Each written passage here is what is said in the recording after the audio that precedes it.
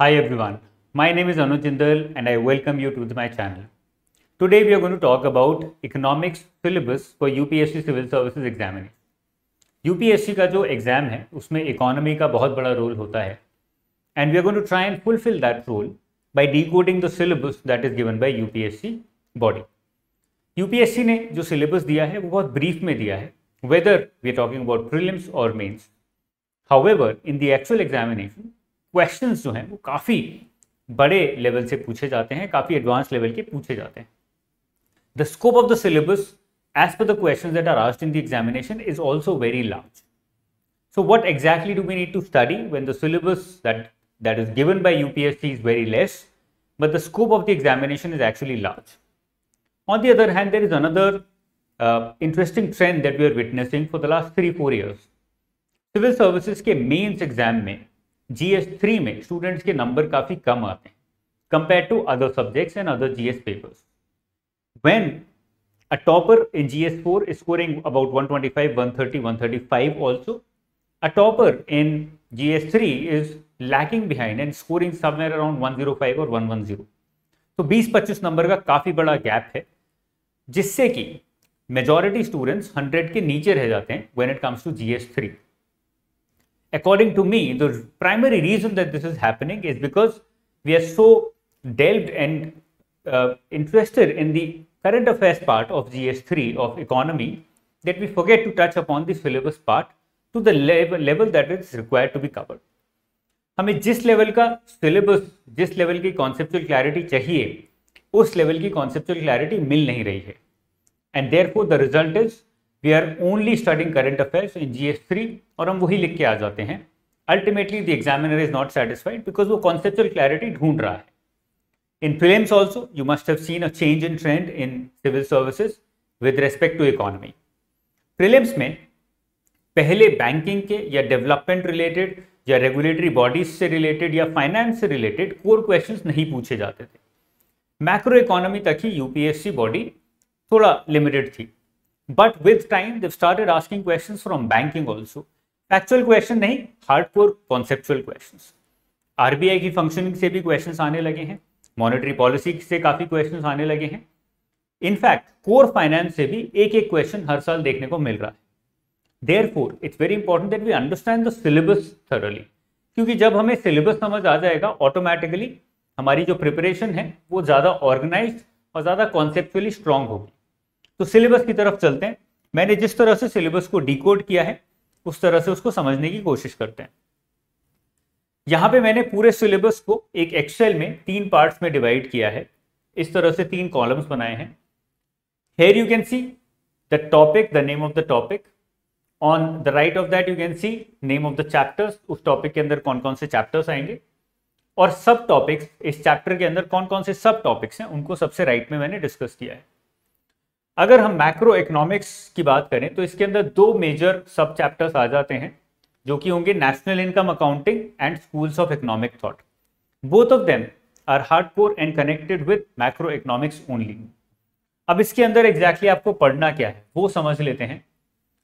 इन national income accounting और in macroeconomics you have to study national income, meaning क्या है, concept क्या है, circular flow of income, national income aggregates, measurement of national income, national income accounting in India, national income and economic welfare, green GDP.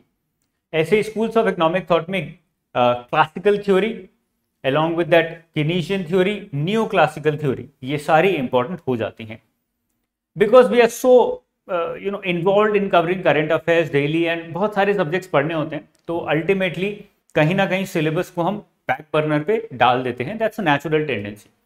What you have to try and do is keep that aside और थोड़ा सा focus back on the syllabus part. ये syllabus की PDF मैं organise करा के description में डाल दूंगा तो वहां से डाउनलोड कर सकते हैं.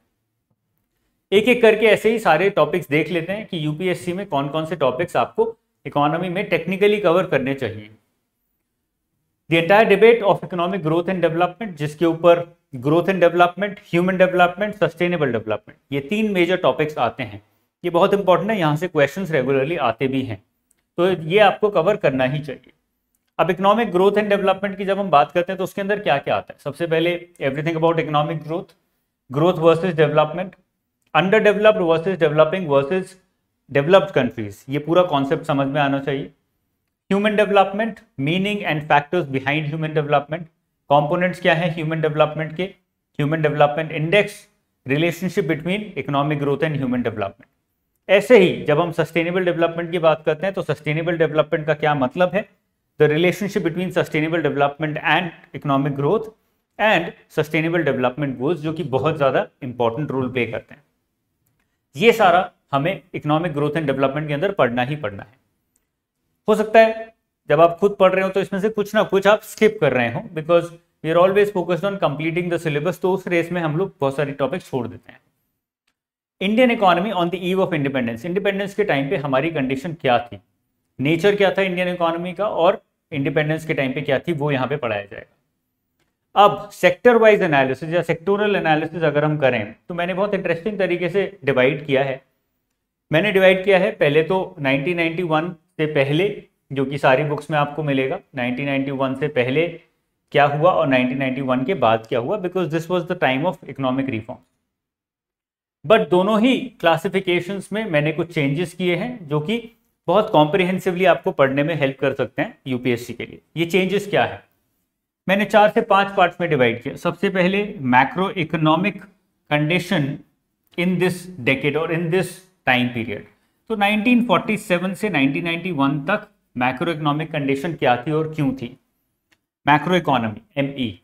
उसके बाद सेक्टोरल एनालिसिस में agriculture, then industry, then services, then external sector जिसके अंदर इंपोर्ट एक्सपोर्ट आ जाते हैं आपके, और finally banking and financial systems.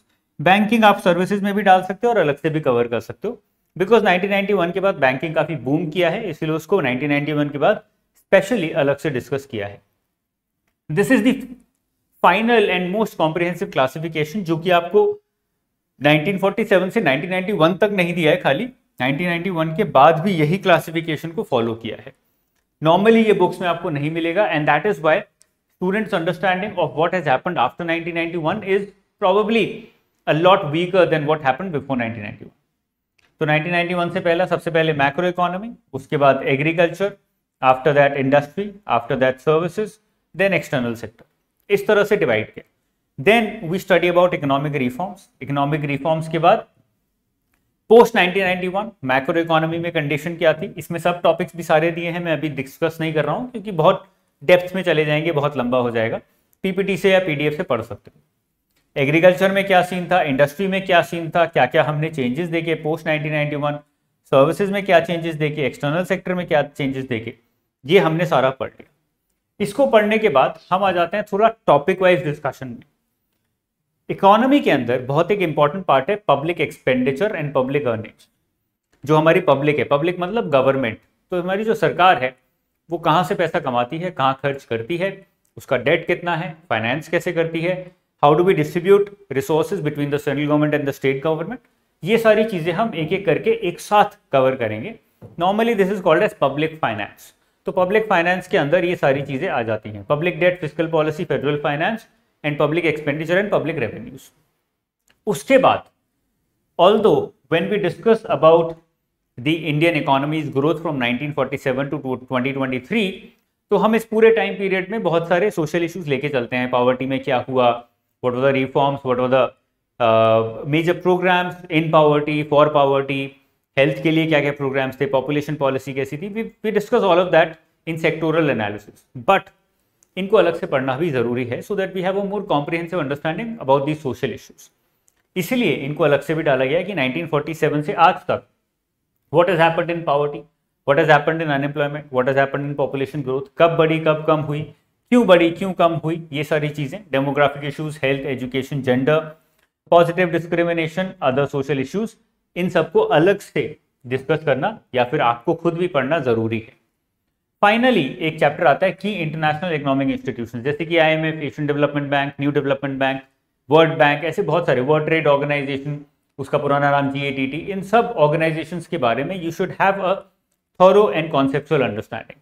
Automatically your understanding about these institutions, their relationship with India, वो सब इंप्रूव हो जाएगी। जब वो इंप्रूव हो जाएगी तो आपके आंसर की क्वालिटी ऑटोमेटिकली ज़्यादा अच्छी होगी।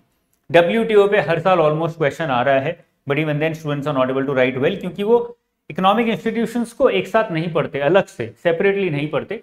जो भी इंडियन इकोनॉमी की हिस्ट्री में पढ़ लिया वो पढ़ लिया। Now these are some topics that I want you to study separately, क्योंकि यहाँ से हर साल क्वेश्चन आ रहा है और ये हम इग्नोर कर रहे हैं।